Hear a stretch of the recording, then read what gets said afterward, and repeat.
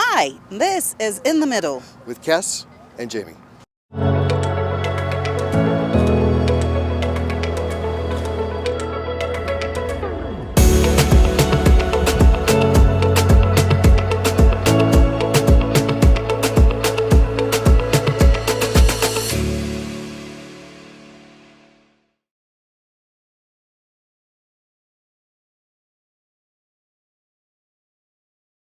Hi, everyone, and welcome to In the Middle with Kes and Jamie.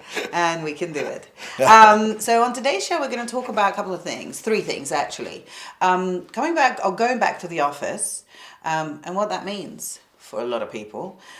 Tattoos in Europe, are they going to be gone forever? And Emily in Paris. I think that's an exciting one. All right. Cool. Okay, Jamie, tell me, what are your thoughts on people going back to the office? You mean That whole big return to the office thing that was happening in waves and sense of like people returning partially. Some have returned completely. Some are still working from home. But in the last 2 years of the pandemic, it's become more and more clear that working from home is a very big possibility. Yeah, I think that it's a mixed bag.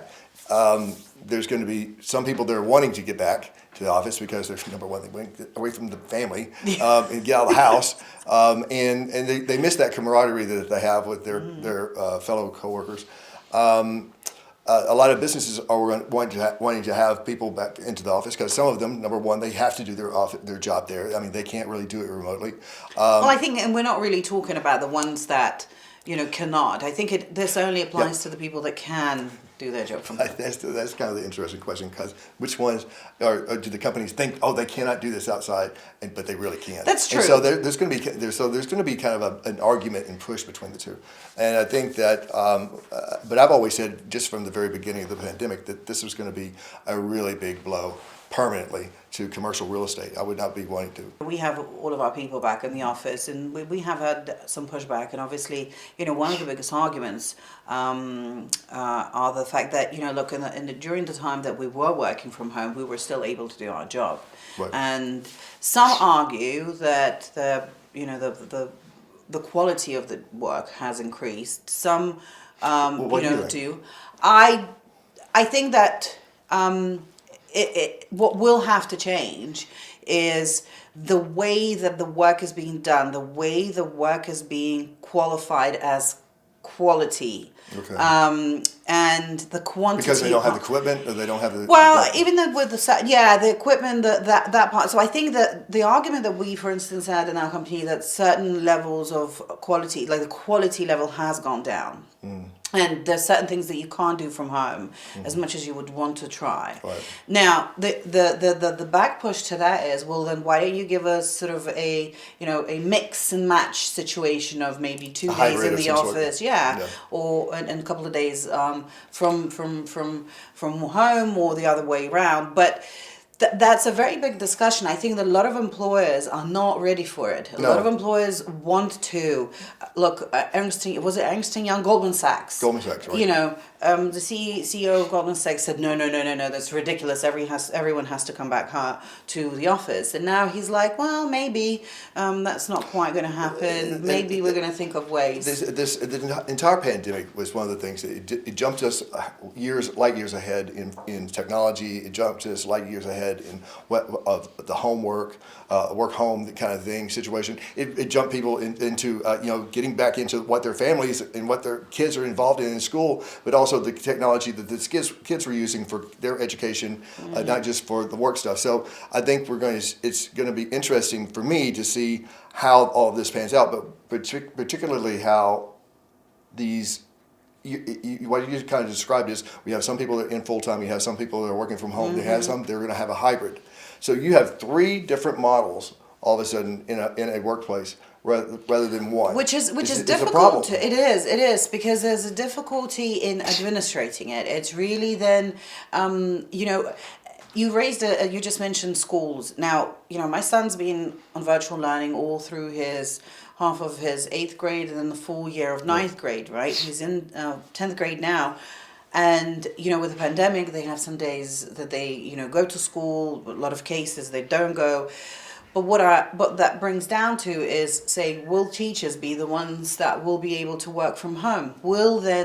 But then I think they will have to go through completely different education, right, because they will have to learn how to teach in a different way. But also, teaching in class and in person is a very different. It's like, Tommy, Mary, stop doing this. Let's move. It's a very alive thing. You can't do that. You can't get your kids to collaborate. You'll have, So basically, a lot of teachers will then have to be really technically savvy. Well, technically savvy. The education, the curriculum has to be technically adapted. Well, that's absolutely true. The curriculum, but also, is this going to be setting up a difference between, we're kind of getting off the subject here, but is this going to be getting a difference between the urban versus rural? And right, I mean, that's the whole thing. The quality of equipment that people have and access to things. So that's going to be the same thing with a lot of the jobs. I think that going into the job stuff. The jobs are also saying, look, there are a lot of people saying, I can work from anywhere.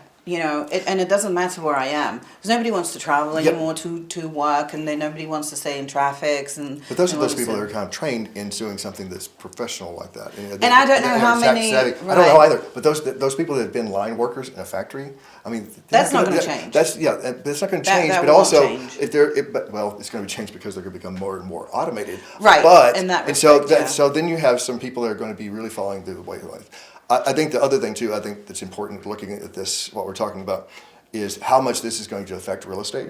Oh God, that's going to be insane. In commercial real estate, I think that it's going to be a drastic hit to the industry. It's been already a big hit. I think a lot of people have been giving up their space and offices because they're seeing that's just. And that's a plus for the companies. I mean, they're saving on that, right? Not the real estate companies, the REITs and so on. They're holding those things, but the ones that are the companies, they're saving on those real estate costs that they have in renting offices and so forth.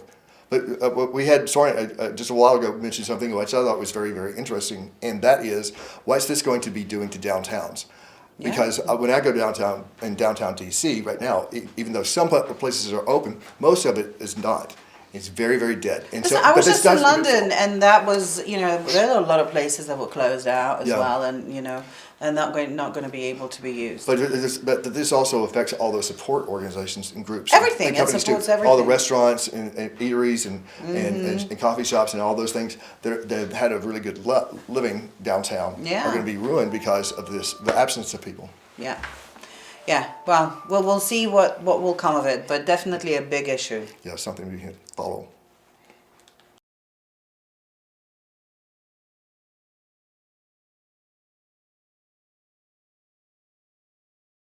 Jamie? Yes. How many tattoos are you planning on having in the next, I don't know, couple of months, and somewhere in Europe? You mean how many am I going to have in the future, or how many do I have now? Yeah. No, how many? Because I know, I'm pretty sure you're planning on going to European Union pretty much any minute now, because you really want to get a tattoo. Yeah. And I just want to warn you, don't go. Because if you're thinking about some kind of colorful tattoo, I'm screwed. You're really screwed. You know what? You won't be able to get anything colorful. No, I know. Vibrant. Because you know what they've done? They've stopped. They've abandoned on the whole idea of using colorful inks. Why? Cancer and allergies. Okay. Whoa. Because of cancer. Well, apparently there was a study done saying that some of the colorful inks, tattoo inks, give you allergies, and then also potentially can cause cancer. Oh, yeah. You might get hit, hit by a bus when you walk out. Make sure that we are very serious about cancer. I'm not joking about that. No. But it is a little bit strange. It's the first time I've heard of it. Not only that, I can't believe that European Union has a department that actually studies that. And they have enough time to do that. Enough time to do that, because there are no other problems in the world. No. Or in European Union, for that matter. No more imaginary problems, or possible problems, or possible we don't really know problems in the world. That's really why I was asking you about your tattoos. I don't have none. You have two. Do we all want to see what they are? Do we? Yeah?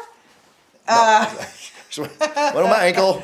Well, I'll show you a picture. There's one on my shoulder, one of the two. I can't remember which shoulder. I can't remember it which could be one. that third imaginary shoulder that he has. So anyway, but yeah. So let's imagine that. So and so the issue really is there's a lot of people, Germany and Belgium as well, that would have, at least that's what I've read, that they're very concerned with this because they're obviously saying that there is not enough studies or proof that those inks cause cancer. The problem with the ones that they're given as different option, not as vibrant. And so what they're saying, the tattoo artists are saying, that this art might go underground. Well, and to me, this is another case of this is a First World War problem, right?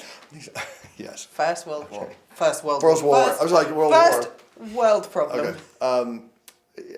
What my problem is, this is another case of the nanny state trying to take care of everybody. Like, oh, you might get hit by a bus when you walk out the door tomorrow when you go to work. So don't leave home. I mean, it's just, there has been, if there was a study, if there had been cases where they'd found that this actually had happened or was tied to cancer for sure, then of course, I mean that's something to consider. But this is a potential carcinogen that's in part of one of the inks. Well, or a couple of the inks, and that's like potentially carcinogen, and it's carcinogenic. And so, but when was the last time you heard of somebody dying of their tattoo?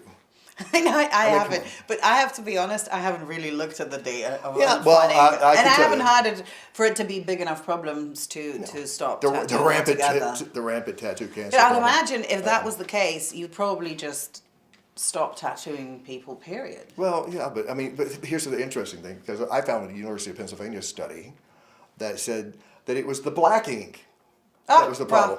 Well, so they don't even have an agreement. Miscommunication. Yeah, but again, that's in European Union. I don't know if the Americans really have done too much. But the point is also that you made is, yet again, they're spending so much time and energy on something so frivolous and stupid, where they could really be focusing on things that were much more important. I think so. I mean, I like the idea that they're looking into issues that are bringing on cancer. Sure. Absolutely. I just don't know. This has nothing to do with we're I just don't know if this particular issue is really that big. No, and nothing that really ties. All right. Well, let's finish with this tattooing business and move on to our next topic. What is the next topic?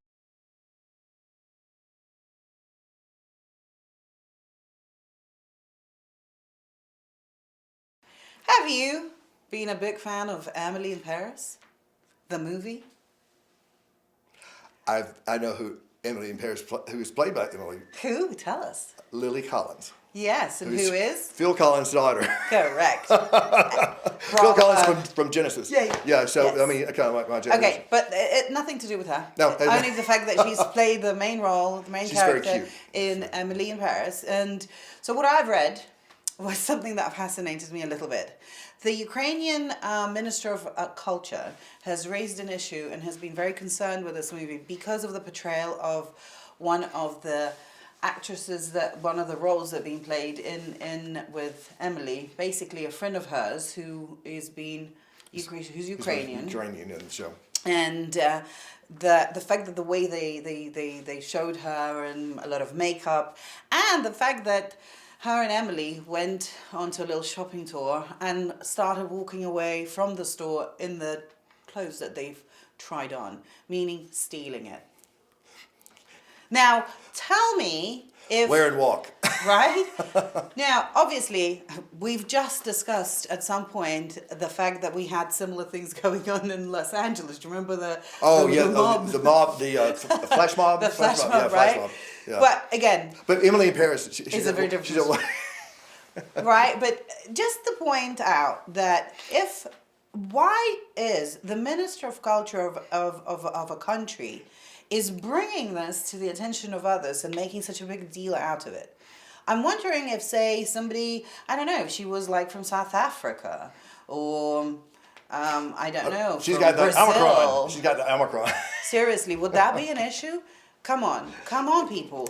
And then there's, what did our producer say? The Barbara Streisand effect? Yeah. Which we didn't know what it was. Which is when you look up this, Barbara Streisand back in the day, a few years ago, was trying to get rid of her, or there was some erosion of her around her house in Malibu, right? And then she was trying to get that, erase that, and kind of hide that off the internet and so forth. But the more she tried to hide it and deflect people from watching it, the more and more attention it drew to it. So anyway, the point is, trying to hide something actually only brings more attention to it. Exactly. And really, is it that necessary for a country's Minister of Culture to really raise that kind of an issue? It makes you wonder why. Why is that why doesn't he have enough work to do? Work to do as well, possibly. But it's just strange, and I just think that it really should have just been passed, not even paid any attention to. And Emily in Paris is not exactly, like the zeitgeist of everything. It's not that. No, it's a good what, show. You don't think it's going to become a very long-term classic? Well, I do know this about it. Do you remember Samantha from Sex and the City? Yeah. I heard that she's going to be joining the cast as Samantha. Kim Cattrall. Oh, wow. Kim Cattrall is going to be joining the Completely cast. different thing. Yeah, it's totally. Anyway, but it's going to be Emily. So yeah. So we want to thank you. Thanks for watching, and we'll see you guys in a week. Thanks, guys.